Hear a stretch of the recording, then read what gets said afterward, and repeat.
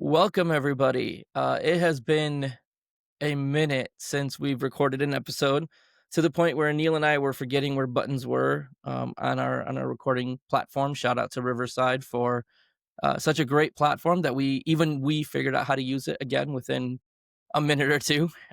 For those of you who are tuning in for the first time, my name is Amit Majithia.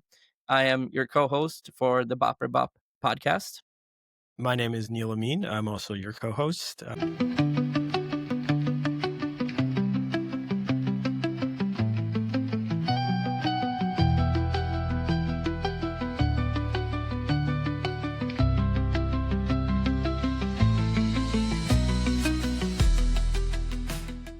Yeah, it's nice to be back. I know it's been a Absolutely. minute, but we appreciate y'all's patience as well as ourselves, giving ourselves some grace and patience too. And today we have a special guest as well. Hello, I am Dinesh Patel. I'm based in the UK, for those who can pick out the accent. I thought it was Sorry, you might Oklahoma. hear, yeah, Oklahoma or Birmingham. What do you know? I'm saying Birmingham, Alabama, don't we? When I thought I'd come round. And we use this for a different part of the US, essentially. But you may hear some fireworks going off in the background. It's something called Fireworks Night here. It's about this gunpowder plots and how if you ever seen V for Vendetta or the Anonymous Masks, essentially, based on Guido Fawkes, who tried to block the House of Parliament on this day in 1604 or something like that, around the 1600s. And so the tradition every year is on the 5th of November. There's even a little rhyme, remember 5th of November, the gunpowder plot and this, that, and the other. So people go and buy loads of fireworks, blow up the sky, So it's pretty cool. So you might hear some pops Interesting. and bangs, hopefully. My noise cancellation helps. Hello. everyone. Won't be the weirdest sounds, I guess. No, certainly not when the three of us get together. So for context for our listeners, Dinesh and I first met, goodness gracious, that was 8 years ago now, probably. Yeah, 2017, 2018, somewhere. 2017, 2018. Yeah. We both worked for the same company, and he eventually became my boss. And then from my boss to the more important relationship that we now share, one of my closest friends. I'd like to add, he did seduce me during I that did. time. He tried I to. did. It was mad. It was weird. He started, so just to give a bit of context on how we met. So we were Context in is an open important. office. Yeah, context is massively important. He tried to seduce me at work. Yeah, and my work was kind of about to be a yeah, whole different set of conversations about to happen. Exactly, yeah. Not the topic that we wanted to go to, but No. we have an open But office. it's the topic All that's I hear happening was, now. yeah, exactly. Now we're gonna have to. We're here now. And he started speaking Gujarati, and I was like, "Oh, he's doing this on purpose. I can tell he's doing it on purpose." And his voice was getting louder and louder. And you're like, "What are you making for dinner? I want this." And then I think you hit the notes of, foods that I like. Essentially, I was like, "Yo, we're trying, guy. I'm gonna go and speak to him for a while." But since I've never stayed in a hotel, always stayed at Amex. It's been always welcoming, to be honest. Yeah. It was good. He stayed in the hotel the one time, and I approached him and I was like, "Hey, man, like if you ever want a home cooked meal, my mom makes some decent food, and you're welcome to come over." He's like, "No, it's okay. Like I don't want to, cross that gap between employee and employer, and I'm just well, Yeah, sorry, we got I sound contracts in American. I place. don't know why I sound American, right? Aubergine, and then like." Aubergine. So Aubergine is I love how you go. I love how you go from the American accent to The extreme. aubergine. Yeah, Yeah, aubergine.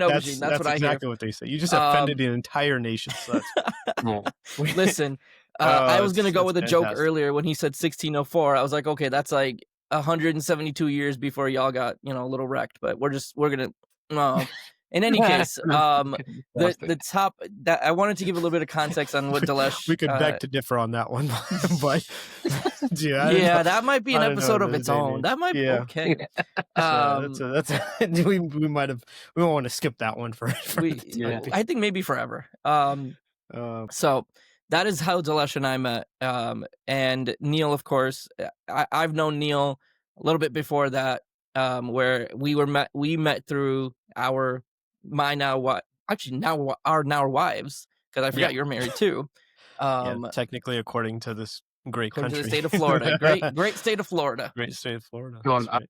got really confused. I thought you two were married, which is fine, by the way, which is very Well, cool. that With we that, all it's 3 did that Hmm. day Hmm. when we all met. What are you talking yeah, about? exactly.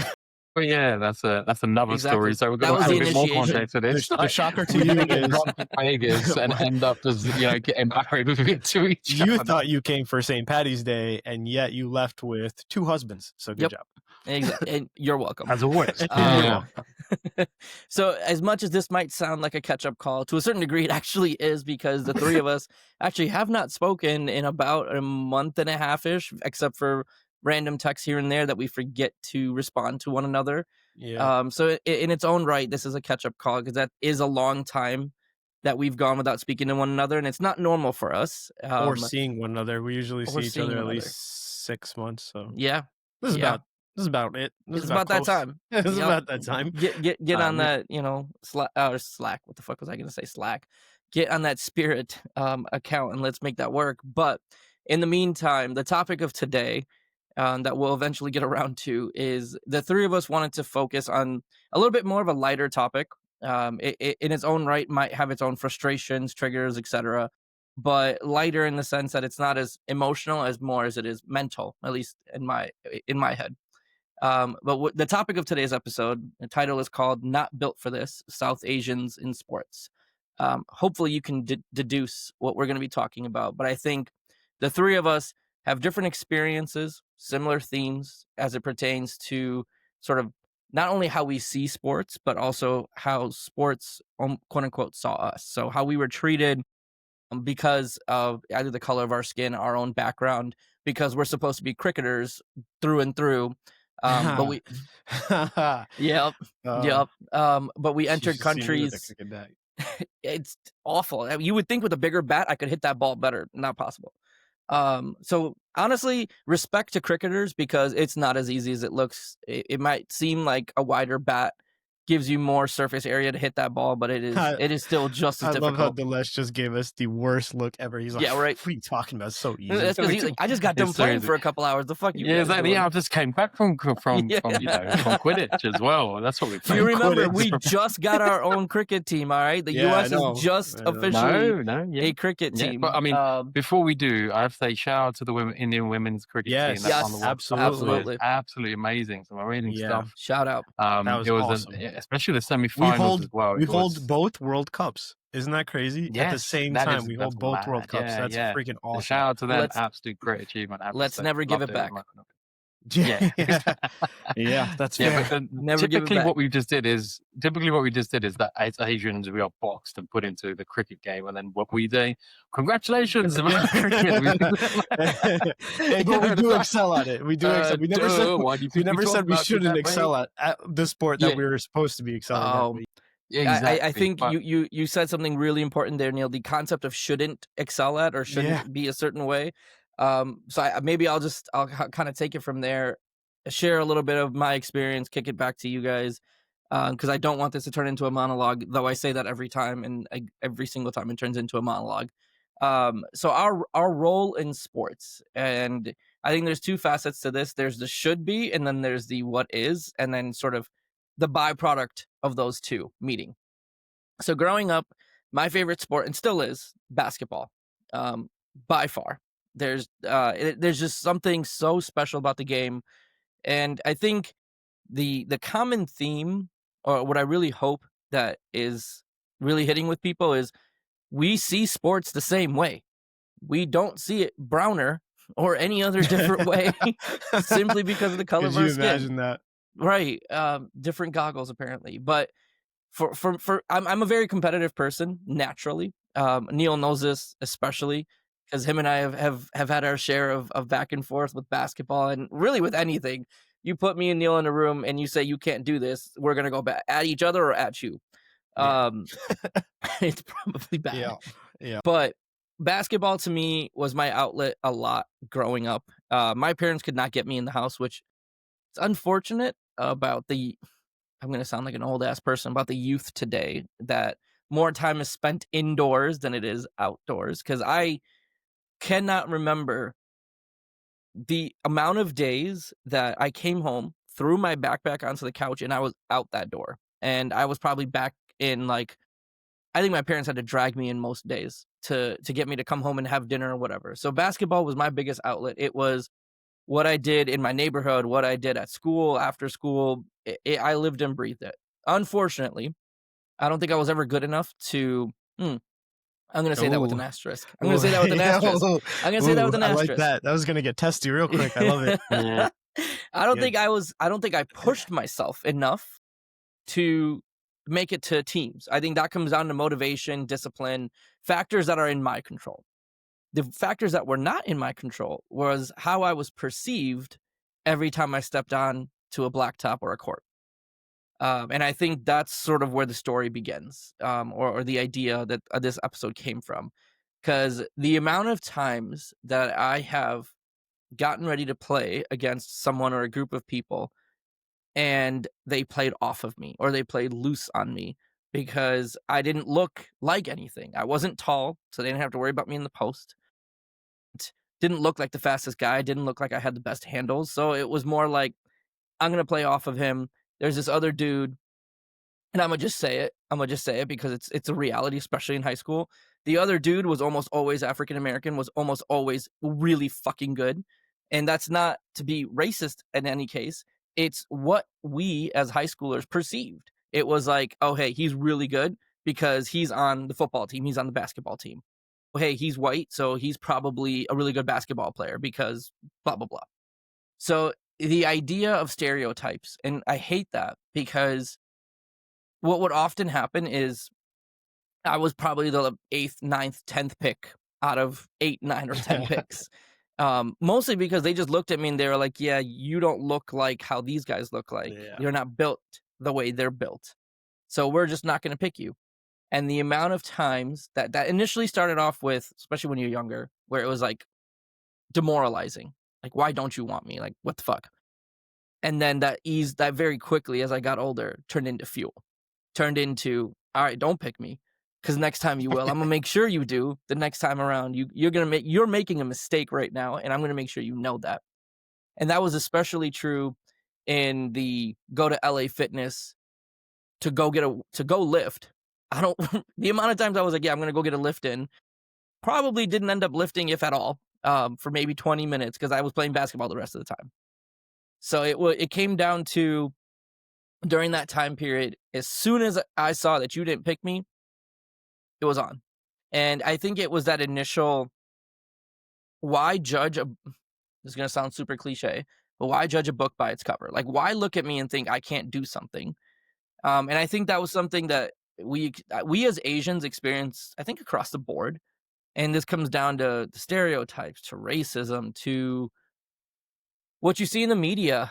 There's just so much that goes into this. So for me, growing up, basketball was my outlet.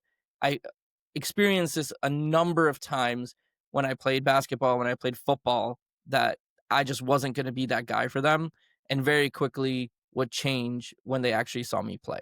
And I think that in itself is such a relieving, such a cool feeling when you do step onto the court, when you are seen as the underdog, and then you come out and they're like, "Oh fuck, like I should have picked him." Next time around, they're gonna guard me with one or two extra guys because they know I'm gonna shoot it from three. They know I'm gonna get past them like this, Let's not go and crazy. there Let's. is absolutely no You're, better feeling than you're like, fucking okay. someone over at that point. Let's not get too wild. Two people, come on. Oh, yes, sir. Yes, sir. That's not even. Neil's That's about to catch not. a fight. Neil's about No, to catch that's a not. fight. I could You're That's tell. lucky not I over didn't. You're lucky I exaggerating. didn't do it earlier. He's I was about to gonna catch call a his ass fight. out Come all earlier. the I way was to like, Chicago there's a and play reason why you balls got with picked you. last, bud. Nah, Yeah, yeah. I don't know. Idiots, a bunch of idiots. That's why I got picked last. Yeah. I I suppose see Neil, your what was point. your kind of outlet? Did you like have the same sort as well, the same sort of For me, yeah, experiences? I was a skinny kid. Um, the only difference with me, so again, same thing. That's why me and Amit kind of get drawn into basketball and competitiveness a lot. My one sport was two sports technically, but um, my idol growing up was Michael Jordan. Anyone that knows me knows it, and I missed a freaking crazy opportunity here to to put on my jersey, and I completely blanked because we were doing this episode and I wanted to. But yeah, the first time I ever watched sports, it was football, basketball, and soccer. Those were the three. Those still are the three. Yeah, that is. That's not just my goat. That is the goat. Anyone who wants to challenge me, bring it. Um, no, but so my whole competitiveness came from watching a guy who basically was doing things that no one could stop. I think watching someone that defied things that you generally think that there's no chance in hell you can do, right? And seeing it actually happen is gnarly. Anyone that's ever watched him play, anyone that watches highlights of it can tell you he's the greatest player of all time in anything. Just the greatest. Um, but my competitiveness came from basketball, soccer, and football. Football I watched when I was 4 just because my dad. It was just kind of one of our things. And then soccer, my kaka, my uncle, essentially got me into it, and it didn't stop. I didn't even know. I was like 8 years old, and my cousin was playing it, and he actually brought me to his team to try out. And the coach was like, "Has he ever played before?" No, he said, "All right, let's see what you got." Set up a few drills, did them. He's like, "Okay, I can see a little potential." Came back the next week, got better and got better and got better, and then by the end of it, I was competing against his son, and trying to kick his ass. So but early on, mine was just competitive nature. But just the same with Amit, I think I found solace a lot of times. Um, Easiest thing to play was basketball. My parents would never let me and my tiny self touch a football field or a soccer field. My mom got scared when I played soccer, like organized soccer. She got freaked out. Um, but for me, it was a basketball court. It was playing, shooting, doing whatever, just getting out of the house. And Mhm. like you said, like as soon as I would be home, it'd be like 6 hours you wouldn't see me because I was just outside. I, I would make it a point to get done with my homework, do all the things to get outside and play. But the drive in me was always someone always was saying I couldn't do it. A, because of my size, the way I looked, you know, same thing with him being brown. The only difference is that like people, you would have smaller people, like they would just lay off of you. I wish that people would just, I would always get the biggest guy on the court guarding me, and then they would be guarding me, but it would be like I'd have to learn to shoot really high and from like far away. Like that would be how I learned how to shoot. And I used to be that kid that shot with two hands when I first started. You had So the I Bill look like, Cartwright shot, huh? yeah, I look like a fool, but not as bad with like Joakim Noah's spin and all that nonsense. But yeah, I shot with two hands, and one of my friends in high school, first guy to ever teach me to shoot properly. And I used to watch videos of Reggie Miller, who I think was the second best player in the '90s. That's just my second favorite player. He had a Hot great take. shot, and I would try and like emulate these guys' shots. I would try and just sit there and look at it. But the thing that always fueled me was just that. It's like always getting picked last, always getting looked at as you can't do it, you're so skinny. The soccer coach's son would talk shit to me. The kid was like way shorter than I was at the time. I was 8. I was a little bit taller than he was. He would talk shit to me. He's like, you shouldn't even be on here. I don't know why my dad likes you. I don't know why you're even on here. Just constantly saying shit. And I would remember that. And I remembered a game specifically that we were playing, and he's like, you're not. He just said something that ticked me off right before the game. Again, I'm on the same team as him. You would think that he'd be okay. Maybe his dad didn't like him as good or treated him to get better. I don't know. I don't know what the deal was, right? But he's a kid, and I get it. Uh, but he just said something to me along the lines of like you shouldn't even be starting. You don't know. I don't even know why you're playing. You have two left feet. And then he said something right before, and I always forget it, but it was along the lines of like you're just not good. You're just not good. And it just pissed me off. So center circle in soccer, you know how you just touch the ball and you kind of that's how it starts. So we had the ball. So it started with him touching the ball to me. It wasn't the opposite way around. And usually I would pass it back just to start getting the flow of the game going. I said, fuck it. I took off and just went straight through the entire defense of that team, scored the first goal, and then ended up scoring 5 goals that game because he pissed me off. And he had two, and his dad came over and like gave me a high five. And I was just looking at that, and I talked shit going off the. He was an 8-year-old kid. I mean, but shouldn't be talking shit. That's kind of just where I was. I never liked being counted out. I think that pissed me off a lot, especially when it came to basketball. That was the one thing I kind of played a lot more than anything. Football, I can understand it. I was really good, really fast. Still, I can understand it though. I was buck 60, but uh, nah, not even buck 60. Sorry, I was like a About to hundred say though. pounds. Yeah, I was like 100 pounds back then. Uh, but basketball, when you get picked last and get told just because you're not, like you said, a certain look, Mhm. and you can tell, like you have eyes, you see it all around, right? So it's one of those things. It's not a spoken. I'm not gonna say the word racism. It's not a spoken stereotype, but it is spoken. I mean, even in the NBA today, you can see it.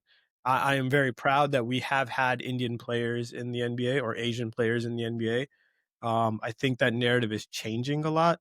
You can see it by the popularity of guys like Virat Kohli, not to throw in another cricketer, but you can see that athleticism has changed and the look of it has changed throughout. You Dilly's a big soccer fan, so he knows this. But the second or third leading scorer of all time in all international play is actually an Indian guy in Sunil Chetri. Hmm. So like there Yeah. are people and there have been people coming up more and more. And I can also understand where the stereotypes came from, right? We weren't technically the most athletic cricket team, to be quite honest, either. If we're joking around about it, we actually Yeah. weren't the most athletic. We were kind of lazy, to be fair. And I've watched a lot of cricket games growing up in the 90s and 2000s, and we weren't athletic. We're not athletic people. So it makes sense. But the generation now and what we've seen, I think, has taken a toll. It's taken a turn. It's changing. The narrative is changing about it. Um, I do want to throw in one thing, and that is to say, I don't know if either of you can agree with this or not, but you were saying that about the stereotypes. I think some of it is also created by us. There are certain things that we control, right? Yeah. Individually as is, right? But I think our parents didn't help it. Mhm. And not I'm not blaming them. I'm just saying like It is what I it don't is. it is what it is. Yeah, I'm not this is not a blame thing. It's just Mm-mm. I don't think because their generation didn't again, it wasn't the most athletic. I see my dad I watched my dad and my uncle play softball. It was the goofiest thing in the world to me. I don't know why they were out there. W Watching It's Indian not me. uncles play volleyball, Yeah, that yeah, is a dude, that right. I was just Indian uncles yeah, played volleyball. yeah, yeah, yeah, dude, dude. It's it one-hit wonders, it's one-hit wonders, that's it. Yeah, that's exactly. They're prayer handsing it, one-hit wonders every time. yep, Dude, it yep, is the most again, it's like unathletically athletic. It's super yep, weird. They yep, look like they have 2 left feet, like they can't so I get the stereotypes. The problem is that they put that onto us to thinking that we can't do it yeah, ourselves right, either, and that's Yeah. what sucked. It's like, don't shelter your kids to saying that they can't go play soccer, can't be part of these teams and do just as well, if not better, if the support is there, if getting pushed is there, um, in a non pushy way, pushing them in a good way, in a supportive way. But I think that narrative is changing. You can see it in sport, I think a lot more. But yeah, I think our generation definitely had a little bit of a. We were that bridge once again. We're just always talk happen to about that be. bridge, don't we? I know, but yeah, my whole thing with it was just that it was a lot of fuel to fire. It was just like wanting to prove, to myself, to be quite honest. And I don't care about them, but it's more so for myself. If I always looked at a guy who was taller than me and said, "Oh man, I can't play basketball," well, then I can't. I shouldn't even be out there. So there's a lot more just to having to prove with me. So I dealt with it in England too. I played cricket one time with my cousin in England, and Yeah. yeah, dude, British people sometimes can be racist. I'm not gonna lie. Sometimes. Yeah, God, yeah, let's Like, be yeah, so wait. sometimes. yeah, I think they yeah, invented racism, didn't yeah. they? I mean, not Technically, the it's British not Empire. like it's not Like, isn't racism's that part of everywhere. it? But yeah, Yeah, no, exactly. there was a bunch of white boys that like Uh, started talking that we couldn't play. So Yeah, no, it happens like that. I mean, I think that's generally the sports. For me, I don't know if I was, or if I was put in a box to say you must play cricket. I think what we had was like these physical education could classes, you could you and imagine just if you were? naturally, and yeah, naturally they just went, "Oh, we're playing cricket this summer." I was like, "Great, what do you want me to do about that?" Holding a bat in your face, it's a bat. You You know, must know what you know. Come on, you had the pick it opposite. up. You had the opposite where they thought you should be playing this because come on. Yeah. But then, naturally I just went, "Oh, God damn it. I do know how to play this game." So do you think They that were some right. of it also had to do with the fact that historically, not even traditionally, historically, first of all, cricket was an English sport, right? It was yeah. the brownies did not invent No, cricket. we didn't We invent adopted it, it, no. and to a Yeah. certain degree are dominating it. Shout out Yeah, again to yeah, the we're women's better team. at it. We've gotten much better at it.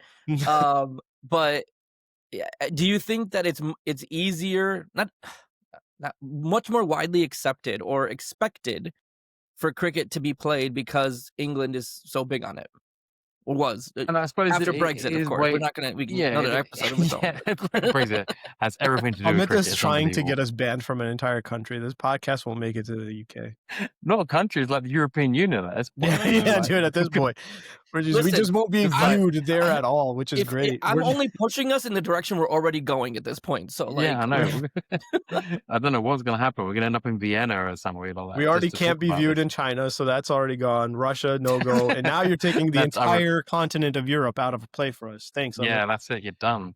Which is I pretty just much let us. me have Italy because I do plan to retire there with a winery. Yeah, I'll change well. my name if I have to. I'll be Fabio, or Oh, speaking of there goes racism, that. There goes that country. That's good. There goes that country. There we go. Knock that one off the You had list. to say, Fantastic. don't say the word Fabio. Don't say the word Fabio. You said it. I'm just gonna come out and just say everything possible that speaks to also what we've heard continuously. Like, as much as we might laugh This about is him, just a big stereotype. it really is. This right? episode Like, is just stereotype. That's it. we should probably change the title. I will say, right, like, growing up, that was very disheartening when I was treated differently. Now, I don't want to take this conversation and change it from sports to racism. It's not the objective here. But unfortunately, in certain cases, they almost go hand in hand. And that's why, Dilesh, I'm interested to hear kind of how your experience was, because I'm going to use your words. So this part I did not say. You said the Brits invented racism. So I'm curious how your experience was growing up. And you have a brother too, right? So like, if Yeah. you guys had similar experiences, is he like, what do you think? So I'm not going to say it's like the film Lagan, because it wasn't. For those who don't, You it wasn't. It mean wasn't we're like that. not So dancing outside waiting for rain yeah. and So, stuff? Like, but the thing is, but you're right in terms of the whole kind of putting people in boxes. They're like, okay, you have to play a sport. Everyone over here is, you must align to something within the sports side of things, especially the schools that I went to. And we had people that played tennis, people that were good with the whole hockey side of things. Obviously, football is huge over here. So we have we have two teams practically, the first and the second team when it comes to the high schools, or secondary schools as we call them here. And then you've got local clubs outside the clubs that would have teams down to almost the fourth team, essentially. And they're all in leagues and everything. So when you can imagine, I went to an all boys school. So football was oversubscribed. Everyone wanted to play football. They watch it, they play it, we talk about it, we breathe it, everything. So it was like, at that point, you are not going to be in a football team because you're Asian. We only had we had one ethnic person in the football team, and he went on, I think, to play for England under 17s, but they didn't put him in the high school team, essentially, because there were more people that were more favored, essentially. So it was a bit of it in the beginning. I mean, this was in the beginning.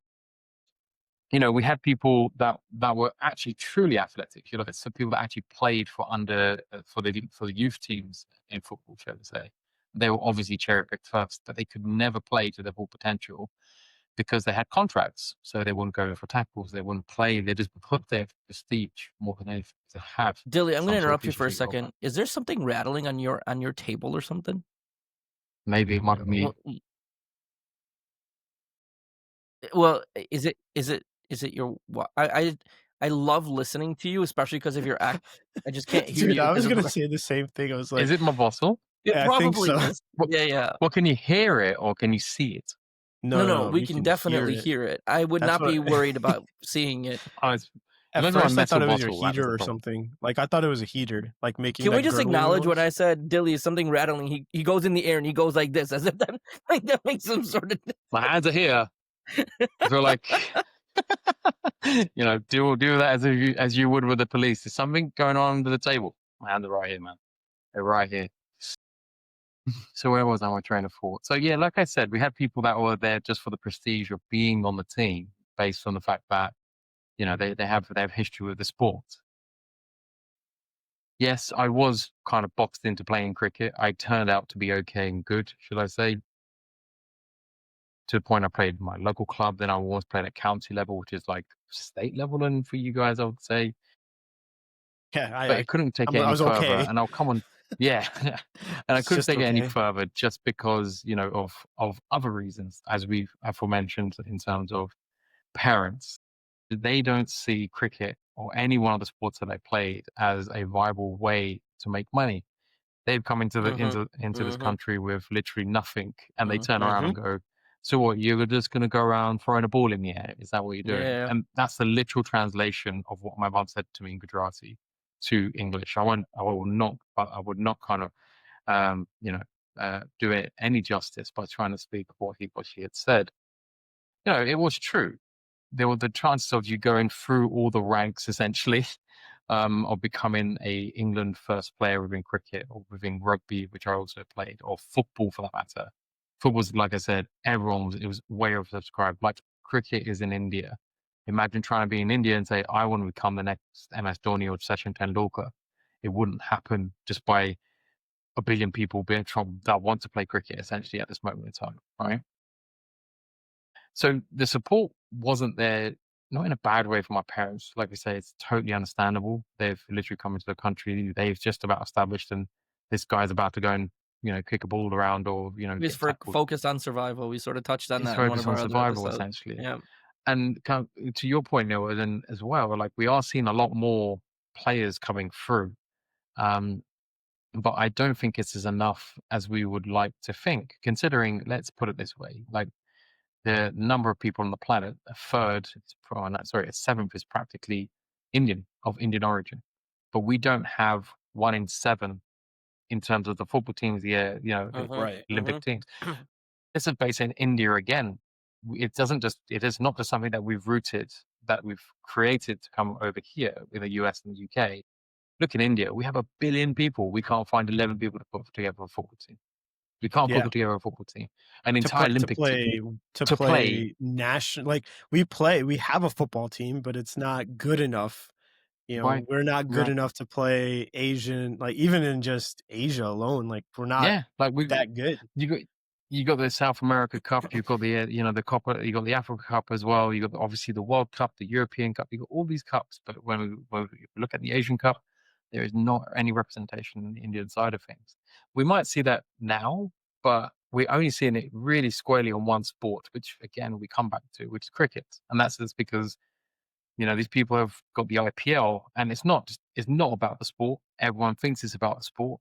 It is Nah, as a it's byproduct because of the money has sport been was. filtered into it. There we go. It's all Yeah. about the sponsorships, whatever they can get out of it. It's always a money angle. How are we going to make money from this? How are you going to make Mhm. money from this? And that's almost somewhat uprooted from India. Well, I couldn't become a cricketer because it was impossible. My parents won't allow me to become a cricketer, even if the odds are better somehow in the UK, but it still wouldn't be as good, essentially. Um, and then the support that comes behind that. What I'm hearing is for a lot of this that we're missing the institution for us to even Yeah. succeed. Forget the baseline support from family. I think that's we can all probably speak to that experience of like, I remember growing up and when I wanted to play high school football, and admittedly, I wanted to play high school football because it was, like, all the popular kids, all the jocks were on the high Yeah. school team. I wanted to be cool. I wish. Oh my god. I But wish.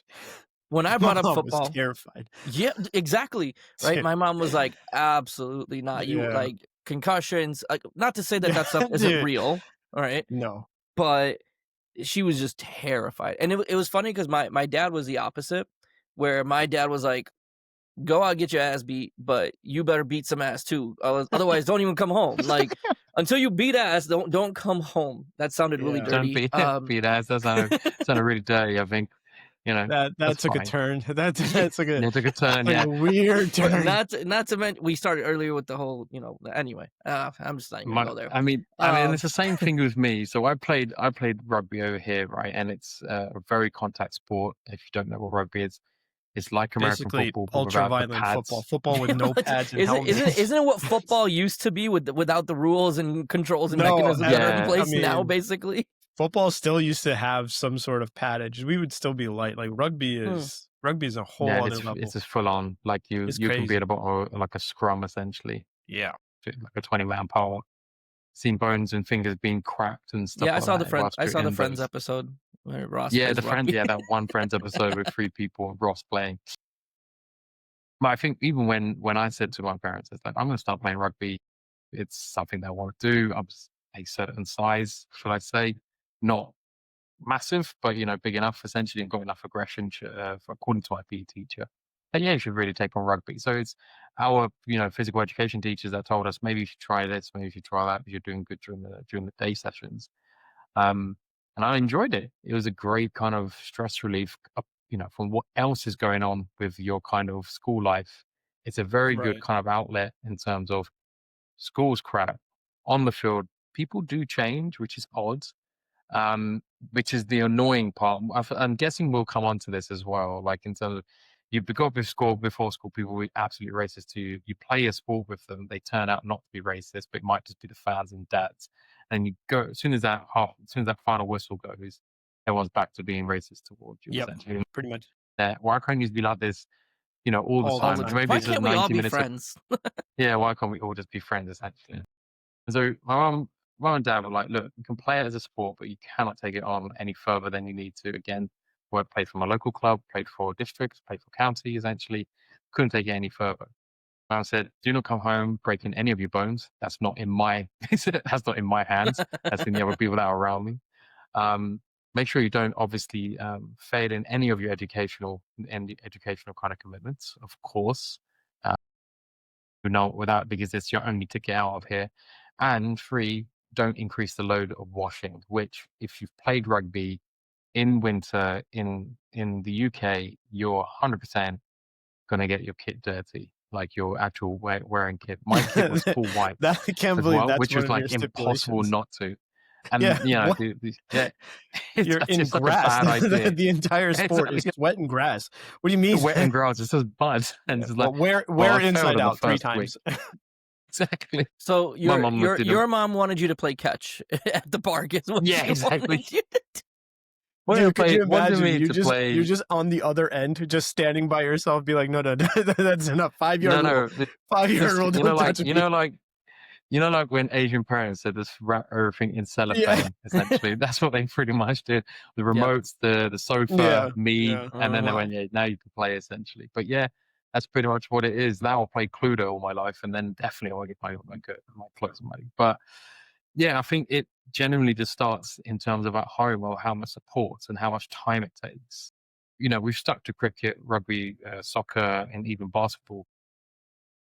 If we look at what Lewis Hamilton's done in F1, so Formula One, for those who do watch it, and Lewis Hamilton, has come through the ranks. He wasn't from a rich background, not from affluent families, like we're seeing from the other racers.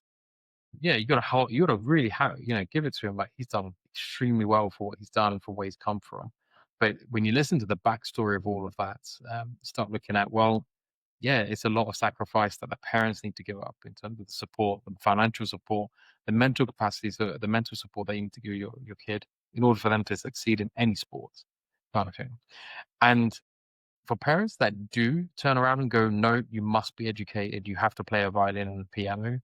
They're depriving their kids. I would say now we know more about this now about Mhm. mental health and about being collegiate, whether they're with people that they go that I think it gives kids a lot of kind of ways of how to deal with people in life, all walks of life essentially. About being a team player, problem solving, making sure that that you have a common objective goal, learning essentially strategy. You can get all this from sports. But our parents never see that. They just see it as a ball going from one end of the pitch to the other end. I also think, which is I mean, crazy. Mm. Crazy to go think because sorry, no, but you're good. really Go ahead. quickly, crazy to think because they grew up in a generation where they saw, like, again, they were a lot of them were from India or whatnot, but they grew up seeing it. They like, you can't win something if you don't have that. You don't have the discipline, you don't Yeah. have the work ethic and all that stuff. So to me, sometimes I think about this for myself, and it's just that it's like and I get it because of the survival aspect and all that stuff when they moved here. But uh, you would think that because they got to witness it in their time frame, like it'd be different if they didn't get to witness India winning a world champion or World Cup or whatnot So it's in gonna their come on to that. lifetime, Yeah. right? But they did. Yeah. Yeah. It was part Mm. of them. And shit, But because I know this because my mom even talked about it. I'm like, Mom, you don't watch cricket, but she knows, right? She knows that, that that happened. yeah. That's a big prideful thing. Yeah. So it's like, well, they can't just do it because they walk onto the pitch. You just can't But win. but you but you're seeing, you see, that's the thing. As in, like, a lot of people see a game as obviously everyone has to be a winner. I mean, that it's not. It's the win that's been corrected by like in terms of a score. The cricket, you knew this is how many runs you got to get in this many overs. Yeah, They you're talking completed about it, the and work that's that it. goes into it. The Yeah, work that the it's process. getting from zero, let's say zero to that end goal. That's the art, and that's Mhm. not appreciated. Like, I sometimes look at shots, even on a losing team, and they hit a six, and Dude, I'm it's like, some that amazing. the Yeah. way that it was hit, like it's just pure art, and you can't. The minute you start appreciating that bit, that's when you start Mhm. understanding why sports are important. Essentially, Mhm. it's not just them swinging and hoping for the best. This is all Yeah. skill. It's nothing to Yeah. do with, you know, they just picked up a bat one day and they just have it. They've grafted for this. They've actually worked really hard for this, essentially. Yeah. Nothing I is And by mean, that parents accident. there's don't. the old Yeah, adage is what talent is great, right? But work without talent is nothing. You can have nothing. all the talent in the Exactly. world, but you're not going to achieve anything. But work put into that talent, you go beyond like what you even thought you could do, right?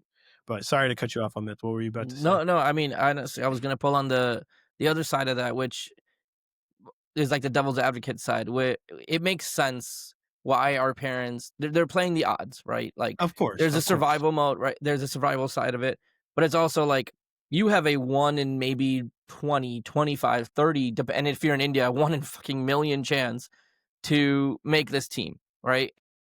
The versus you go to school, get a proper education, the road to success, because that's ultimately what they're looking for, right? This Yeah. idea of success, and it Mm. probably looks for all of our parents, especially the ones because they've immigrated, it looks very similar. It might have some small different details, but the idea of success looks very similar to all of them. And the road to that success, there's sports, which again the odds are so low for you versus going to a school, getting an education, being better than them, not working the laborious jobs that they had to work. So it makes sense why they wanted to push us in a different direction. But I'm fully in agreement with you that sports brings a whole different side of everyone. It doesn't matter what gender you are, it doesn't matter what race you are. Sports in general really just brings something, discipline, camaraderie, communication. I I mean, mean, just so much it's into you. it's the only thing in the world that stops wars. Like, think about that. Yeah. It's the only thing in the world that you pause a war for. Yeah, Mm. yeah. They did that. They did that. Like I mean, that's come on. you could talk about I'm guessing you're going to go into the Olympic route in terms of when Germany were in the middle of a war, You essentially, and can they make a still sent statement. You can representatives. make a statement, but the World Cup, like in soccer, the World Cup stops wars. Like, there are the most watched event in all of the world. And you can take anything. The most watched event is the World Cup. Hmm. in the world. There are people that Yeah. don't have TVs that still gather around a TV to watch their country play, right? Like, even if it's not their country, to watch players do something that you don't Yeah. ideally see ever.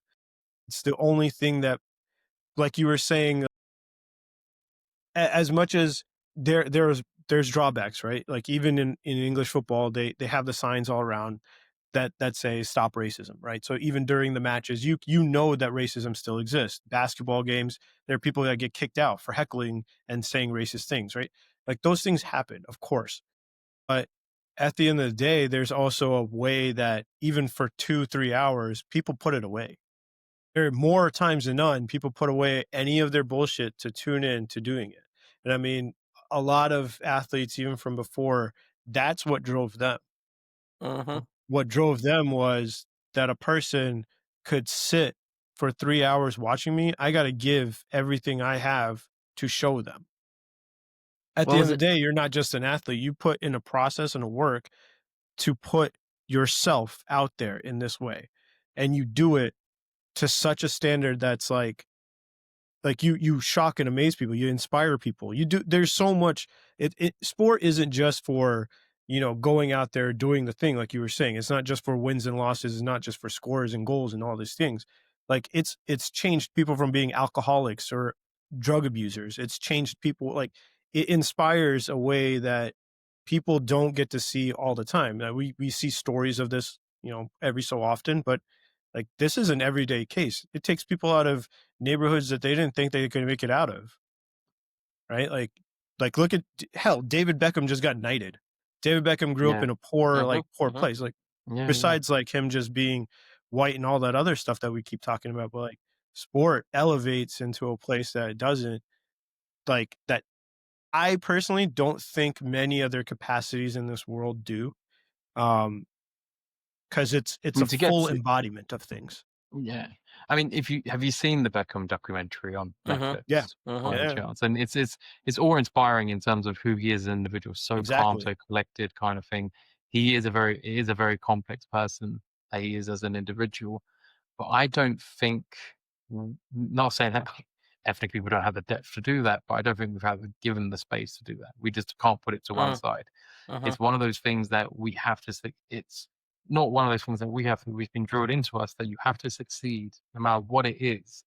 But Yeah, but it won't be. success looks Unfortunately, it different. won't be. The odds in sports is complete short. Yep. Like, you may play for a local team, you can play it for a hobby. That's great, but don't make it your primary. Essentially, um, So I got a question based off of what Amit was saying right before too, was just that. Do you think so? I'll ask you, because you made it to state level essentially, right? mm, But do you think if you had gotten, again, this is not a blame thing, so I hope people can hear that in that way. But let's say you had um parents that were there, was supported, could give the time, could, it's not just the schoolwork. Yes, you can put in the schoolwork and all that stuff. That doesn't take anything away. But both of you guys, do you guys think legitimately you guys could have done something in whatever sport kind of tickled your it's fancy? a bit in I'll use everyone's something that head. Dilly can understand there. uh, you know. It's I suppose for me, it's always going to be yes. I feel like I could have. I've always And I I'm think talking to it be like I said. honest. Be honest. No, I'm genuinely Okay. honest. I genuinely think I could have made something out of it. I could have played. I genuinely think it could have been a case that I could have played for someone like England or a local rugby team for sure. Um, if we was given the right kind of energy. And Mm. a lot of sports people they say that, oh, I did it because of the haters, like Ibrahimovic, if you know who that is, again, footballer, Swedish footballer who played it. Zlatan. He goes, I need to He find more. thinks of His himself as famous God. quote is, I need to find more haters because they're all my friends now, or they're not Yeah. all my followers or something like that, right? And so, Yeah. to have that kind of mental capacity that you are absolutely bulletproof from pinging off people, you Dude, you have still to be a need to have psycho. something. You have Yeah, to be a exactly. psycho. He is. You have to be a He is. psycho. He Like, genuinely is. legitimately, which is good because you should be, right? I mean, Yeah, That there's and good. yeah, it's honing the time to have that time to hone that sport. and it doesn't just happen overnight. It's not, you're not born with it. You see, like Messi, him and Ronaldo, Cristiano Ronaldo, have famously said that they used to train almost 7 hours a day, 7 hours a day, just on football. Just, and it could be some. It goes very specific tasks, like kick that ball in the top right of that corner of that net until you hit 100 in a row. You're not leaving this pitch, kind of thing. And that's them setting them targets for themselves. For me, that would have been, if I could do nothing and just do that, I would just do that. No problem. I would happily just do that kind of thing. I want to do that because it's one, and you're both nodding because you're both the same. Because Yeah. yeah, Yeah. because I've seen you two play horse when I was there. And I'm sorry, it's a very basic example for me, but it's very funny watching you two in terms of watching you play. Yeah. Because it's like, I'm going to go for the most oddest, weirdest shot, and I bet you the other can't make it. Just out of pride, the other will turn around and go, "No, I'm going to try." And if you do miss, you go, "Give me another chance," and then Yeah. give me another chance, or you'll keep on going to that point, even if you knew you missed it on the last round of horse. You go back in the next round and go, "I remember I missed it from here, so I'm going to push it back on them by showing that I can get it in." And Yeah. that is the difference between pushing and elevating yourself. And like I say, for me, what I learned in sports of pushing yourself, going faster and higher and quicker, stronger, harder. It's actually translated really well into my personal life, Mm, in terms of why you must prove people, in my professional life, so not personal life, but in my professional life, and why you need to prove people that you're not just, I work in IT, so everyone just thinks that I know how to fix anything IT related. You get it in your family, you get it in your friends. Like, even in the IT side of things, that I sometimes get that, and that's a different conversation. But you still experience that, right? And I mean, you give me that smirk because you've experienced it as well, and you just have to yep. keep proving people that you are not, the call center guy, which sounds bad. That everyone has that perception of when you talk when you're in IT. It's very hard. I think there was Yeah. so many good points that you guys sort of brought up.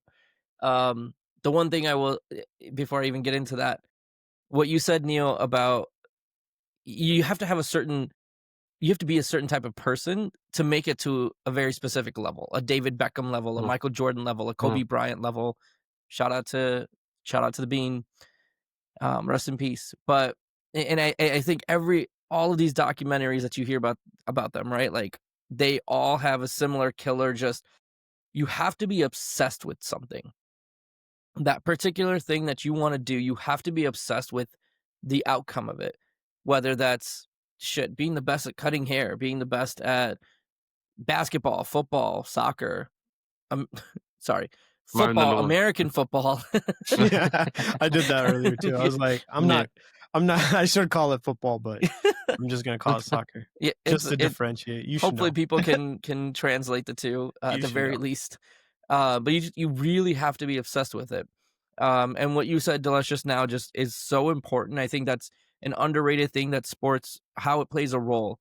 Um, I think I can speak for myself when I say what society did, and I'm not trying to play victim, nor am I trying to place blame. I think it's just life as it is. I think what society did was at times tell me over and over again I wasn't enough before I even tried something, right? And in this particular conversation, it's sports. So we'll limit it to that. So what society did, whether it was through stereotypes, racism, whatever the words you want to put, was tell me I couldn't do something or wasn't good enough to even try. Like don't even bother because this and this person have already done it and they're better and you don't even need to bother. Yeah. And what that translates to professionally, personally, like that mentality I brought to the basketball court of go ahead, think I'm not gonna do it because I promise you I will. Like I'm gonna do more than what you ever could imagine I would. That translated for me professionally. I mean, Zalesh, you can be honest, absolutely. But you probably saw that at Arjo. Just being there 4 years, having been promoted every single Oh, it year, was hell. It like was it absolute was hell. absolute hell. But I fucking went for it, man. I did not Yeah, let it no, and rest. but we're kind of going on tangents here essentially. But it was a testament in terms of when you were transferring from our good friend Jason, shout out to Jason, Shout from out to his Shout out Jason. team Jason. to our team as well. He when he went to HR and went, "Oh, Emmett's moving over to my team, the electrical intern, going to change his role into something more senior." They thought he had been that Amit had been here for almost 8 to 10 years when he's only been there for 2. So they kind of the impact that you show and, that you gain from this kind of competitive edge that you gain on the field and then you take a translate off the field is exactly what you see from most of these athletes as well. I'm not Mhm. saying that we're athletes, Yeah, but it's yeah, the yeah. kind of the kind of mindset that you need. Beckham on the field was amazing. Off the field, he was amazing. And even now, he's a great businessman. It's unbelievable, Mhm, right? And it's mhm. not, I'm Mhm. not saying money is the root to all power and this, that, and the other. And, No, no, he no, is no. still It down to shows in earth, but it just success shows isn't just money, consistency. man. Yeah, No, it's he's that, very, right? yeah. And if you, again, we can't come back to the documentary, he is obsessive. He loves to clean the kitchen. He's very Dude, particular. dude, he's very Yeah. detailed. Very Yeah. Yeah. detailed. Very detailed in That was terms of what crazy. he is. Yeah. So, So, Do you think that if you had like, would you have played like organized, right?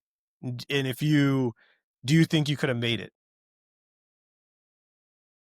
Okay, so that's a loaded question, and That's why I asked it. It's like a baked potato. I'm gonna overarching answer, yes. But it's also because there's just no my competitive drive, while high, I'm also very aware of it.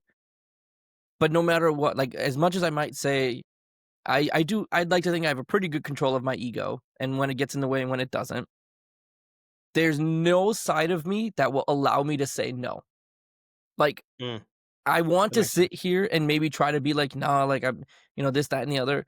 No, So but that's your honesty. That's it, what I mean. I'm asking truthfully. yeah, Like, I know I could have. There's so much that goes into that, right? Starting with something Delesh mentioned earlier about energy. The energy you get at home of you can do this, you should do this, you want to pursue this, go for it. We're here, we'll back you, right? Like let's put you into the right practices, trainings, things like that. The problem, not the problem, sorry. I think the difference is that when our parents, specifically immigrant parents, allowed us to do sports, I don't think they ever even gave it a thought that we'd want to take this professionally, right? Not because we didn't want to, but because they didn't want that for us. So, like, the and idea of providing sometimes, good. sorry, go ahead, go ahead. No, no, I was just gonna say, like, you hear a lot of these special stars. And a lot of what you hear from them early on is like, my dad or my mom would make sure I'd go out and I'd shoot at night, make sure I did push-ups. yeah, Yeah, I starting 5, I don't know, Neil, if you saw the new season, Hmm. on Netflix, Starting 5, KD I'm was like watching it right now. Yeah, dude, it's so good. his KD mom was has been A1. His mom would amazing, not right? let him Would ever not stop, which is let up. crazy. Exactly, Yeah, right? It's this in you not o and that just goes to show just how much goes into a special player, right? A generational player, a game-changing player, a Hall of Famer. Like, I think sometimes we take it for granted because there's, 30 some teams in the NBA, we've got all these stars, but, like, of those, 300 people, you have maybe a small 10% maybe that you would consider superstars, and then an even smaller percentage that are, oh, like, dude, yeah. first ballot Hall of Superstars Famers. like you can name superstars. There's probably 7 in the NBA right now, and that's a Right, maybe. right. That's a maybe. If there's 300 players, it's 7. And even beside the superstars, like even just to become a professional athlete, like I, there is a part like you have to love the process. I think that is the Mhm, biggest thing that I've mhm. learned from a lot of like players, just hearing them. But yeah, you just have to. When I say psycho, you have to be a psycho about the process. You can't be because, and that's in any level. I think you can tell when there is, and I'm not saying like athletes are lazy or whatnot. Obviously, there's still some sort of work that goes into it, but you can tell the difference between a player who puts in work, effort, even carries their talent, but puts it in than those who don't. And you're just sitting there going, man, that guy had so much potential, but then he didn't reach it. Like you can't tell me that I'm gonna take example right now within the NBA. Like no offense to Luca and all the fans that are out there, he's great. He's a great player, right? And this offseason, he said, "Okay, I'm gonna get serious about my, fitness and all that stuff." Body composition, all that. Yeah, yeah. Right. But then if you told me SGA was supposed to be the best player or the face of the league or the MVP, 99 people wouldn't have said that. Mhm. They would have looked at this Mhm. guy and been like, "There's no way Yeah. Luca's gonna win MVP Right. before this guy." Right. And yet, work ethic outwon the so-called talent and the Mhm. big name, and Mhm. you know, and that's not to say Luca isn't a great player. That's to say that you can just witnessed it.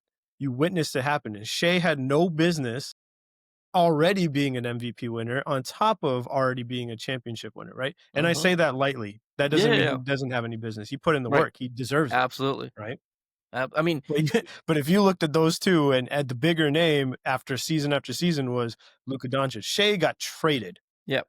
Like traded not for he got traded for a guy who they thought was a bigger superstar and Paul George. Mhm. Think about that. He was part of the Paul George trade. And how crazy is that? That So that dude is better. thinking of lost potential, that's another one, but you and I could probably sit down and do, like, an entire episode or 2 on just Yeah. basketball prospects in general. I mean, I could do it with soccer prospects. There's so many players in soccer Yeah, that are yeah. like that. You know that everywhere. You can see it everywhere. Football, I could sit here and do it with football too. It's potential is great. Talent is even better, but work ethic and putting in the process is dynamite, right? Like it's dynamite. You just said it. The one thing I was going to say when you were talking about it is you could see yourself doing it. The thing that stopped you was I wouldn't even say it was you. If and that's why I phrased the question as if you had support in terms of, and again, this is not a blame. I'm going to preface that it's not to blame our parents because we understand what they had to go through. But if the support, is that me? I don't know if that's me. Is that me? It's always some random noises. Sorry. um, but what is that? What's the matter? What can you hear? It's like a stuff is like moving. Shuffling. Anyways, but if you had the support, right? And I think we take some of what our parents kind of shed off to us, right? It's the did you ever feel, and that's why I said be honest, like do you ever feel like you couldn't do it because the shedding of what they thought, well, the chances of you making it probably not great. I was literally thinking of this as you were asking the question. Our parents wanted us to play the safe route, right? So they always ask that question. Well, what if you don't? Or what if you can't? Right? Yeah, I got asked that And too. Yeah. that you put that in your mind And and then you've already it's lost half the battle, yeah, right? yeah, Because the point of it is it there you shouldn't have an alternative plan. It's either that or nothing, and that's when you're giving it your all. When you have a secondary plan, a backup, tertiary, whatever, yeah, you are not giving yeah, your all to that first yeah, primary goal, right? And I think what our parents instilled in us was always that idea of a backup plan, always the idea of like making sure you're covered in case something goes wrong. So that anxiety, that fear, that innate survival mode instinct for them was always, I think that's what always in my mind was creeping in the back of my mind, right? Of like, okay, well, what if I'm not good enough? Or what if I can't do this? Or what if that? And that slowly, and while yes, you're right, we're not playing the blame game because I that was a small percentage because I could have still made every choice to been like, don't care what you say, do mom it. and dad, Yeah, I'm yeah, doing it, yeah. right? I'm going You're for it. right, right, yeah, But I didn't, right? So that's where I take ownership of my own choices and decisions, and that's where it then just escalates as I get older and older. Sort of to a lot of who I am now, of how indecisive I am, or how I like to think about every possible fucking outcome before I scenario. make a decision. Yeah, yeah, Just it yep. translates so much, and I mean, talk about young adulthood development and all of that, which is scary to think about now that I'm thinking about my future child. But nonetheless, the point being that yes, I think I would have succeeded. I think that And everyone I can, and I but think there's and a I lot that think it goes into would it. have. So there's a couple of kind of, I'm gonna sound like really extraterrestrial here. when you think Do about it. when our Sound parents left, alien. You when already our sound parents like an alien. Sound alien. It's fine. Do it. they're gonna be like, "What are the subtitles on this guy? Where's the subtitles button?" But, It'll be the first time people have to read the transcript. Yeah. exactly. We might actually With the have to Harry, correct the transcript this time. exactly, yeah, we might have to actually. I can't do anything about this, but it's almost like our parents when they left the country, right? They have the drive that they must leave the back home in India to go to wherever they need to, then end up where they settled. They had to have that drive in order for them to succeed, because that was their only option. So when Neil, with your comments about, well, with your question about, do you think could I have made it professionally? This is a question for both of us, and I suppose it's a question for you. Do you think you could have? But yeah. So I've Yeah, I've thought about this. That's why I asked this question. I know I could have. yeah, I was you could if have, right? yeah. If I continued soccer, especially in Mm, this country, because what you were saying is the numbers were stacked against us, right? yeah, yeah, In a lot of things, essentially like basketball growing up, or for you, it was soccer for you guys, right? For yeah, yeah. football for you guys over there. Here, football hadn't grown up in America. So when I was playing it, I was good enough. The coach even told me, if you continue on this route, you're going to be good enough. Yeah. It was so I because I again I've thought about this, and I don't, you guys both know me. I'm not some dude that just says like things out of not being humble for myself. If I don't think I could have done something, I would have easily been like, no. But I asked this question to myself so many times. And And you could have done. if if if I had, again, I'm not blaming my parents whatsoever, because they had to make ends meet and try and get, they didn't have the time to take me to, yeah, I tried out for my high school team and stuff like that. Like I started working out with them, wanting to try out and all that stuff. And they just didn't have the time, like, to be able to Mm. take me and to do all those Yeah, things. yeah, Right. because they're always working, right? Yeah, Right. So it's like, so there were a job. If I had actually put in, if I had actually continued, I think I could have made it at least professionally in this country with, when it came to football. I was really good yeah, at it when I was younger. And if I had a coach telling me that earlier on, like, yeah, I sometimes think about it. I don't have any regrets, obviously. But for me, it's a little different from you guys. You guys talk about it in the professional aspect as well, of like what it leads to outside. Um, I feel right in my life right now, I miss that. I don't know about you guys, but for me, like it carried with you guys. Hold- I hold sports for some reason very, very close, and like close to me.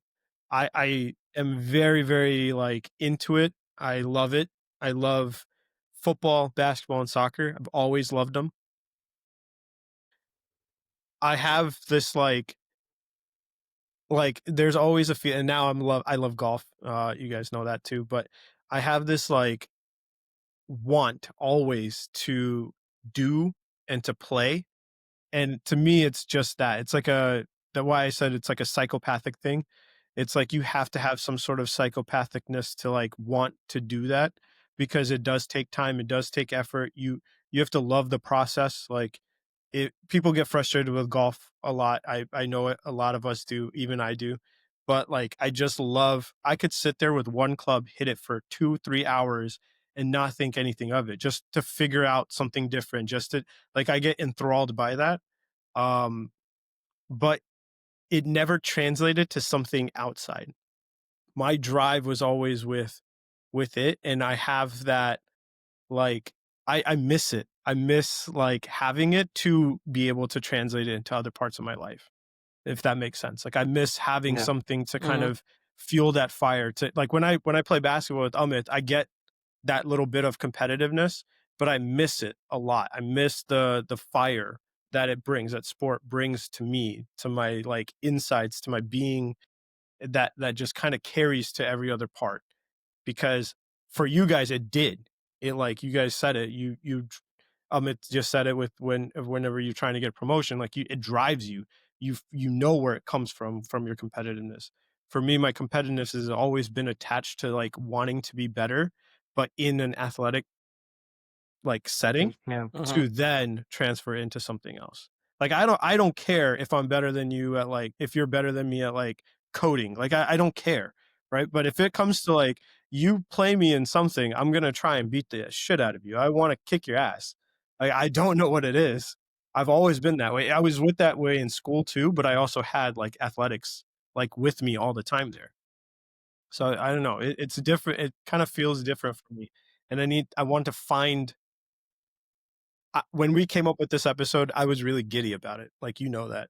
I was really, really giddy because I've always wanted to find that edge or that fire again, and I'm lacking in that right now. I feel very like uh, parts of me. There's days where I feel really sad. And sorry to take this conversation kind of weirdly, but this is a different perspective on it too. It's just I feel like I missed that. I don't play basketball enough. I play it on Sundays, and that's good. That like helps a little bit. But I always need that like thing, that driving force of like, man, I want to beat you in something athletic arena and like in some sort of like sport. I don't know what it is. I don't know why it is that way, but it's always been ingrained in me. Like I Uh, hate I'll lose graciously, but I hate losing. And you know Yeah. yeah, we know. And Um, like it comes down to, like I said, as in like it's I think it's within everyone, general human spirit to do mhm, that. So mhm. when people say, I'd rather be playing sport than coding, it feels way more natural to be being outside. So those psychological barriers, and RJ would be able to tell us more of this about those kind of psychological barriers that we are. Being outside is a very number one thing about being human. Interacting with people for a common goal, and very without any sort of financial incentive, again, I is agree. a I very I natural also thing. think that the people just kind of like there are certain people that just like are more gravitated towards it, right? Like you can Yeah, yeah. if you told me to go outside and run with you and Oh, that's it, boring. I can't Can't do do it. it. It's boring. It I can't sucks. It's run. stupid. I can't When do it. someone goes, let's go for a run, I'm like, that's the most Dude, boring thing I I could think don't of. run. But Yeah. if you get me outside playing basketball, like we play for like 3 hours, like I don't stop. But I feel Mm, like dirt shit on the inside, but I don't wanna mm. stop. But if you told me to run for 10 minutes, I'd be like, "I'm done with this. This is I don't wanna do Yeah, it's this." so boring. There's no common Yeah. goal, Purpose. right? There's You're not looking Yeah. for even if it's purpose. Yeah. and even if it Yes. is for Usain That's where Bolt I'm to, at. even if it's for, let's say, Usain Bolt to, run the 100 meters in under 10 seconds. Dude, I That think he for got me bored. is, yeah, he 100% got bored after a while. That's Like why he he just quit. kept winning. Dude, Yeah, he he was just like, looking yeah, around when beating people, like, he got bored. yeah. Mm. And so he So, knows he's at the top of his game essentially. Neil, sorry, I'm gonna say something to you, No, and then go for it. I'm gonna ask a question at the end, and we can maybe round out unless you guys have anything else you want to go over. Yeah, I have, like, one more question, but a fun That's fine. question, nothing Yep. serious. And first of all, if it's serious, it's okay. No. You said this to me, or you said it to us rather, about this whole idea of how to translate that fire and how you haven't been able to put it anywhere else. And I'm going to speak to you about my experience because there was a distinct switch that flipped in my life.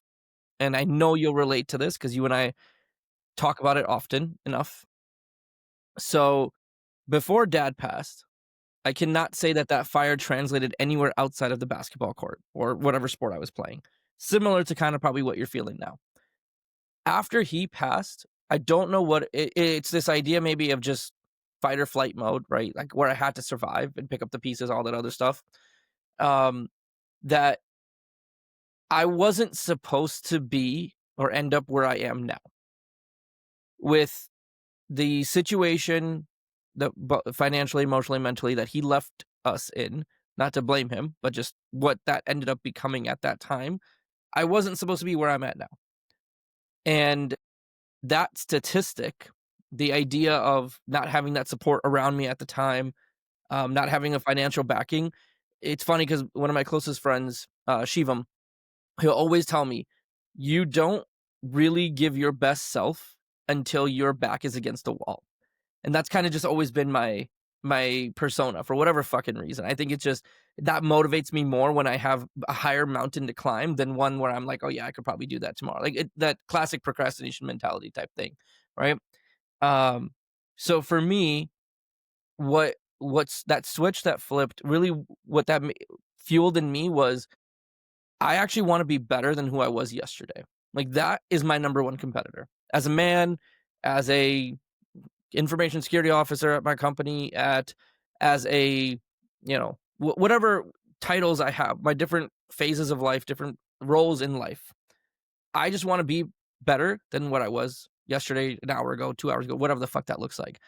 And it was funny because I wasn't able to put that into words until Matthew McConaughey gave his Oscar-winning speech. I want to say Oh it was the yeah, Oscar, but I'm pretty sure it was the Oscars. it was the Um, Oscars. and he was talking about how his dad instilled in him this idea of like, I want to be better than who I was yesterday. That is my number one competitor. The man in the mirror is my number one competitor.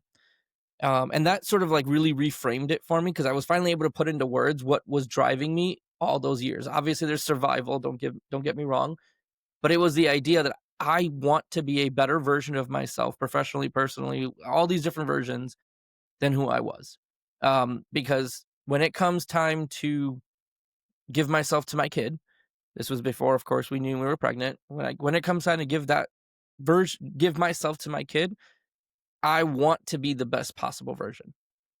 When it comes time for me to finally put myself to bed, I don't want to live without regrets, and I don't want to look back and be like, I didn't pull upon something that I could have. So I don't know if that helps you in any kind of way.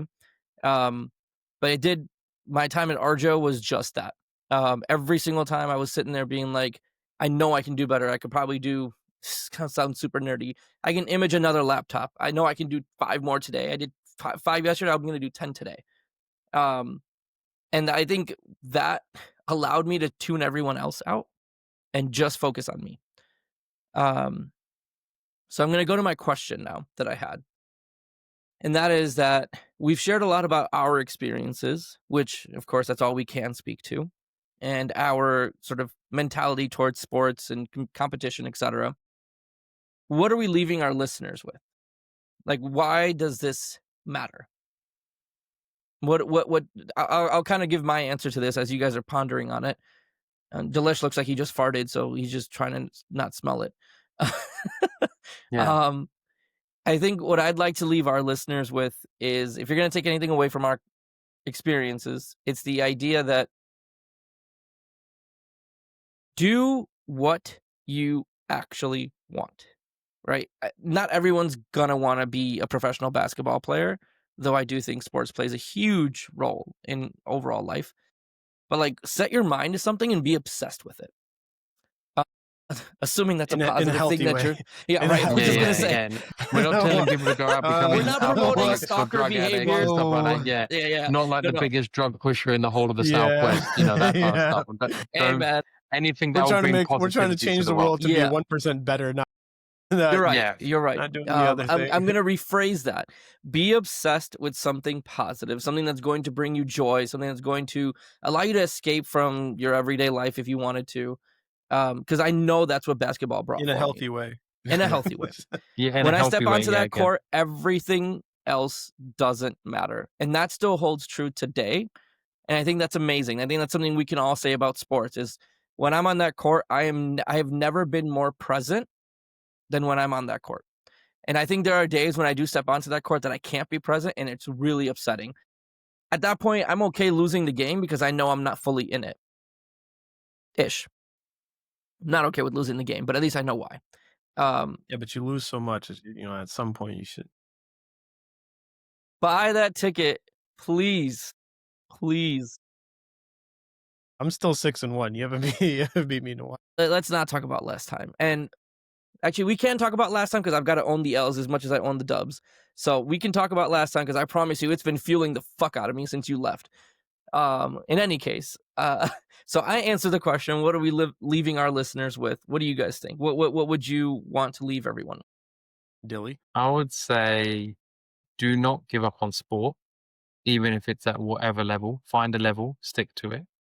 For one thing, if you do feel like you are thinking of becoming athletic, or you think that you got potential, bring your parents along with the journey. For them, it can be a very difficult kind of understanding. It's literally just a loose understanding of what you're trying to go through, your mental capacity, or why you're doing that. Sometimes it's not just about, oh my god, he can lift 600 kilos. You should definitely play rugby. No, that's not it. I've seen people half my size take on people double my size, it's all about mental state. It's all about kind Mhm, of your mentality mhm. of them. And they're not going to know that because, again, I'm not saying I'm again not trying to say to my parents that they did what they did was bad. Is that my parents didn't play any of those sports. Dad never used to play rugby, but he was a farmer. And when I said it to him, like, imagine trying to push that cart that way, essentially. He then finally got it. Like, okay, it's a mentality thing. I know I can do it, and he's got the same mentality essentially. And so I would say, yeah, like I said, keep up with the sport itself, bring people in your journey, and just have fun with it. I think that's one thing that people seem to forget about. They see a sport as I need to stay healthy or I just need to do my 10K run. It is absolutely boring. Don't make those objectives. Yeah. Make it fun. Make it something Yeah. else. Challenge yourself. Like I said, Dave The Beckham. I game. think he did 6 hours of hitting a ball in a top right of a goal. He's one of the best sportsmen in the world, kind of one of the best people that you can ever aspire to. He just became a knight not even 2 days ago. So think of it There's that way. something I wanna say to that, but, there's a high chance that you'll probably say this too. So, go for it. What do you wanna leave leave 'em with? So I ditto what these two guys said. Sport What a sport cop is a out. game. Cop out. Sport is a game. It is a game, but the biggest thing that I've learned through sport that I would leave people with is that there is, to me, there is no better translation than the game of life than there is with sport. I think that is, to me, the quintessential thing. You got to love the process, understand that it's just that it's a game, it's a process, just like the dance of life is. It's an art form. It can be anything that you make it to be. And anything that you can think of doing, you can create it through sport, through any sort of sport. But just like Dilesh said, don't just give up and give into to it if it doesn't go like well right away. Keep at it, just like Amit said too. Like don't put yourself and don't leave yourself so short when it comes to just sports in general. Um, and if people can't see it, translate it for them. Bring them along in the journey, like you Yeah. said. Translate it to where they do see it and how they see it. Show them your process. Biggest thing is just be engulfed with it. Um, it can bring so much joy to not only yourself but to people around you. To be quite honest, it can inspire. It can do so much, and you don't know what you can possibly do to the next generation of people. So don't ever sell yourself short into thinking that you can't do it just because maybe the odds might be stacked against you. Um, that And it is goes with the that whole is journey thing as well, right? Yeah. yeah. It's a journey. It's the life is exactly like sports are. That's just kind of how it is. I say it to these guys on the golf course all the time. Like you can miss left or right, and that's how life is. You can miss left or right, but you got to keep hitting it. You got to keep getting it to where you make it as a whole at some point, and eventually it does. Like you just do, and that's how life works. You can go left or right with anything, but eventually you get on that path, and it is what it is. But it's just a giant process. And like you said at the end, like make it fun, dude. Don't. I see so many people take it so as much as you should be engulfed with the process of it and taking it seriously. Like it's a game. It's supposed to bring you joy, and if you get brought joy with it, you spell it, you spill it out into the world, into others. And that inspiration, like take it from a guy again who saw someone do something that still mind-boggling to me that any human being could do it. But we've gotten to witness some great things from people, and they are just like anybody else. Like, sure, they might have some physical attributes here or there, but it is not uncommon that any one person can do something better than someone else. Just takes the effort to doing it. We got to witness some great things. And I got to ask that question at the end. But what were you gonna say? Sorry. No, I honestly, I'm glad I didn't say it because it sounded much better coming from you. It was exactly that. Love the process, the results will follow. Yeah, yeah. It's not even about the outcome. It's just loving the process. Yep, It's building it Yeah, through the exactly. process. This is exactly. true. I what I was gonna ask, my fun question was, who is y'all's favorite athlete, and what did they bring to the table for you guys? Dilly, I'll start with you because I find it So fascinating because you played rugby, so it could be a rugby player. So I just wanted to know. I mean, there are a couple of rugby players, but I mean, for me, it was actually Sachin Tendulkar. I hate to be the guy, the Asian person to Oh, say there's a okay. cricketer. Way to make Oh it with the no, stereotype. actually, Yeah, that's pretty. exactly. I was, Let's. dude. You Hey, we got you to could top have and tail asked me this Full that. somehow. We circle, started off with full cricket, we circle. end off with cricket That as well. that's You funny. know, You but could have asked me. You could have asked me to guess, and I would not have guessed that for you. To be quite really, honest. Yeah, okay, I thought you yeah. were gonna say a footballer. So I did. why? Well, even a footballer, I suppose Dennis Bergkamp was, one of the greats to me. Ian Wright, 100% in terms of the era that he was playing. Afro Caribbean player that was playing in during that time. The amount of racism that he must have got. It's crazy what he's achieved essentially in that sport. But there's also loads of others. But for me, it was actually Sachin Tendulkar because he was playing for an Indian cricket team that when we were if you had known his squad, they were pretty much unfit. They weren't particularly, as they are today, very, very in tune with their physique, kind of chasing down the ball. They would, he was in that era, but he was still sharp every single time. He would always represent for the team. And when he let down the team, he felt it as well. It wasn't just, oh well, you guys It got to deal wasn't. with it. Yeah, You saw it in his face. That was it. yeah. And his height. He was a very small cricketer, He was but five he foot can out. five. Yeah, For for those a who don't know, cricketer, that his nickname was the Little Master, and I think that's one of the yeah, coolest nicknames that you could Yep. ever have in Yep. you anything. can and That's it's the dopest. yeah, But and carrying that's the the weight of dopest a thing that you country can get. is gnarly. Yeah, That's gnarly to at me. yeah, at 5'5", still one of the best. Is still the best cricketer, I would say, hands Oh, down, with all the ever. composure Still. on and off the pitch. Yeah, Yep. still on and off the pitch. Very, very kind of humble in his ways. But that was one of mine. What about you guys? That's awesome. Neil, I'll let you go. I think well, I said mine earlier, but mine was MJ. Hands down. MJ, yeah, I had a few. It's just MJ to me. Like people can. That's why I said you can fight me on this. All you LeBron lovers and all the things. Like there is not one singular person that can watch him and just be like, oh yeah, that could be done. It's whatever. I could do that. Like no, mm, everyone tried to emulate it. There are people that still can't ever do it to this day. You the ultra competitive person and the driving force behind that ultra competitive person is like I don't think will to be quite honest, I know people will try to grasp it. I know people will try to emulate it.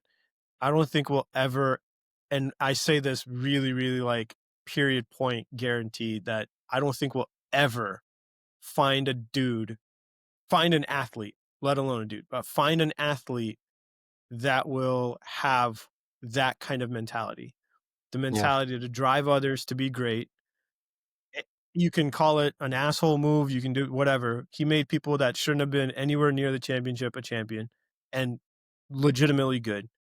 He drove a sport, carried it, drove it to the heights that we see now. It wasn't anybody else. No offense to anybody else in the 90s, but he literally took basketball on his shoulders, made it global, and just pushed it to kids that came out of nowhere to kind of wanting to play. And this man said, if someone is paying $50 their hard work money to come and even be in the nosebleeds, then I'm not taking a day off. I'm going to show up and I'm going to give him his $50 worth. If he's tuning in for 3 hours, I'm going to give him his 3 hours worth of his time. He always didn't think about himself. He thought about the people that packed the arenas, the people that watched in and tuned in on to him, and he made it a point to doing that.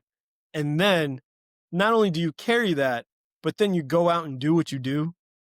It's unbelievable. Like there would never be a shot greater than hitting a game 6 championship winning shot. Never. I'm yeah, sorry.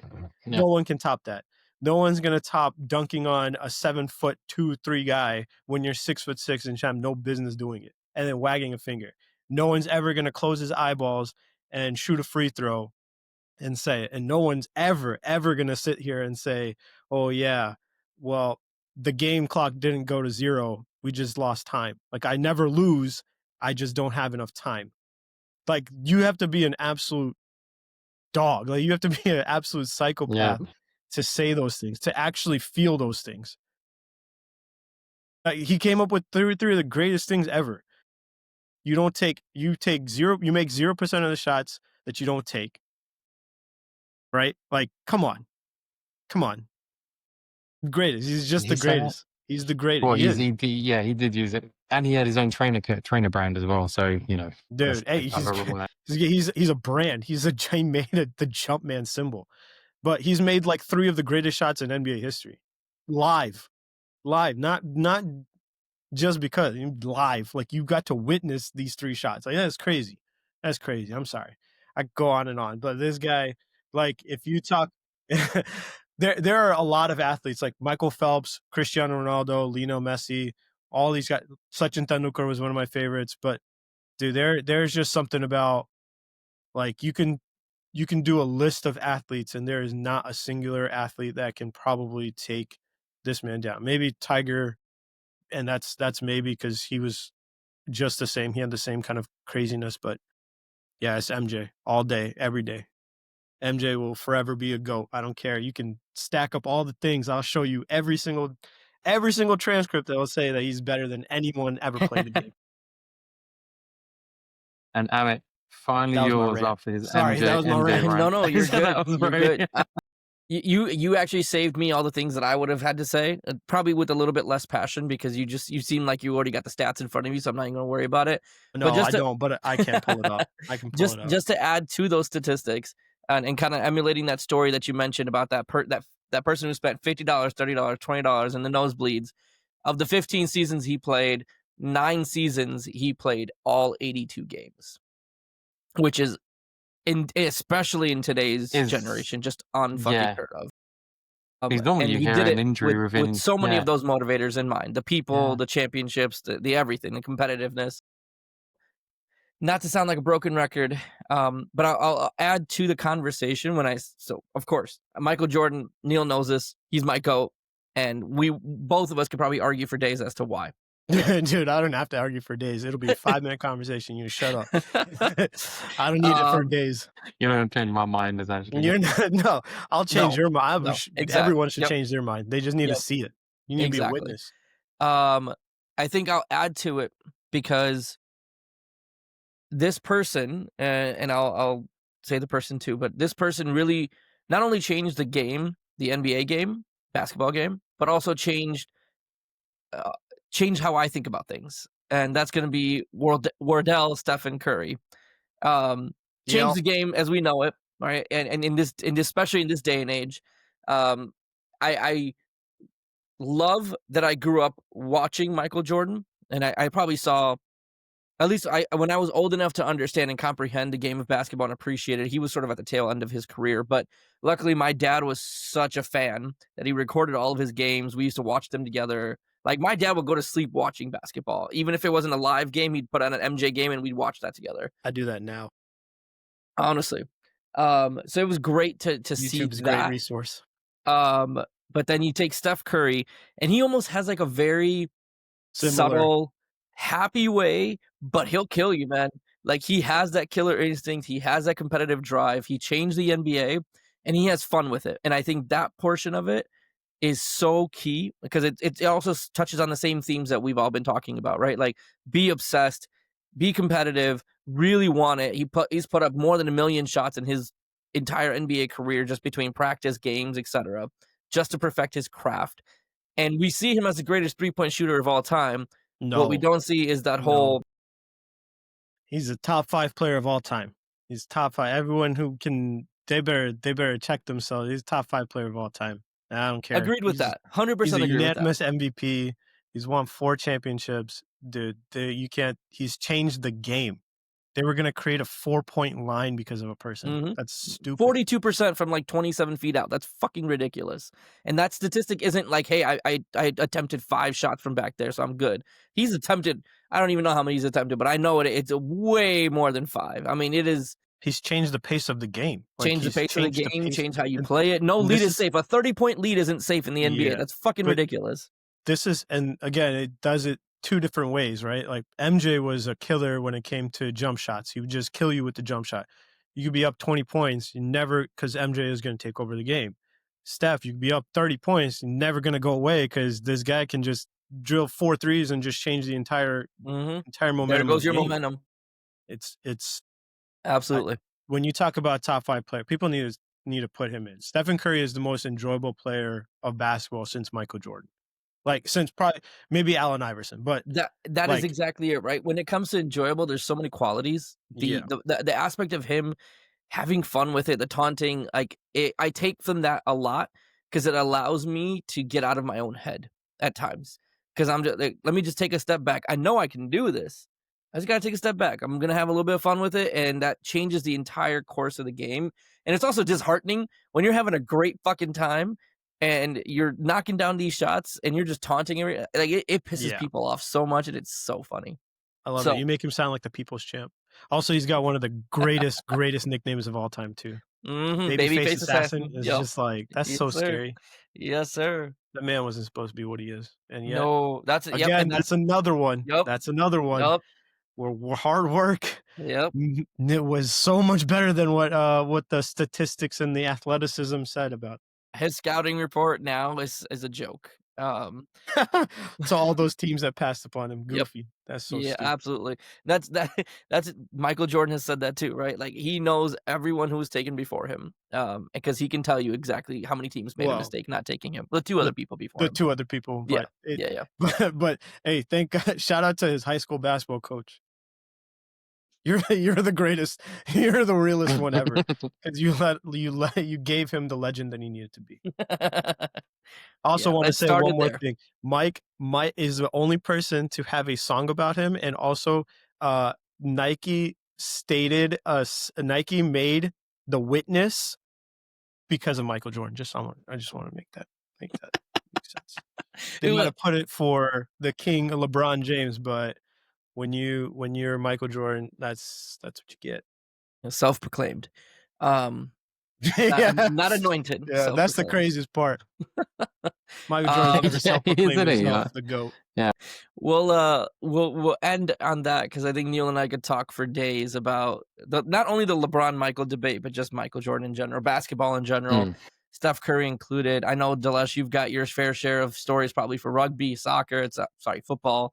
It sounds like we're gonna end it here because honestly, if we go on for hours, the less likely you are to continue listening. So for the 3 of you out there that still continue to listen, hopefully, to our podcast, thank you very much for listening. I'm going to quickly introduce our next topic for the next episode. And the next episode is titled Mom and Dad's Son, but Not God's Son. I'm very excited about this topic because it is something that I know I struggle with very frequently. And just the idea there being, we're going to talk about the role of religion, in our generation, especially, and how that shapes us, the expectations that your parents, family put on you, and then how you're viewed when you're either very religious, not so religious, somewhat religious. I think it just puts you in different levels of popularity amongst family or of acceptance amongst family. So very excited about this next episode. So tune in next time. I'm your co-host, Amit Majithia. Thank you all for listening. Thanks, Dilesh, for being And on. Thank thank you you, all. Dilly. Thank you for Yes. having me. Yeah. Especially considering you it's guys 11 soon. o'clock at night there. So thank you. Yeah. Yeah, no problem at all. No problem at all. But as a quick fact, if you want to join and stack the odds against to join a football team, go to Iceland, the country. You have a 2,000 to 1 chance Fun to fact of the day. join the There you football go. team. It's a mad stat. It's That is absolutely mad. crazy. If I Yeah, was in yeah, yeah. 36, I would do it now. Oh, you can. You still can. You know. You still Yeah. can. You don't want to see me run like that. Trust me. You don't want to see you run like that. Yeah, Yeah, you're right. exactly. Yeah. You're right. Hope their training staff is good. Oh, yeah, hopefully. I mean, in 2001 to 2000, they better fucking be shit. Yeah, I got yeah. All nothing right, better to do. guys. Take Thank care, you, y'all. guys. All right. Thank you. Cheers.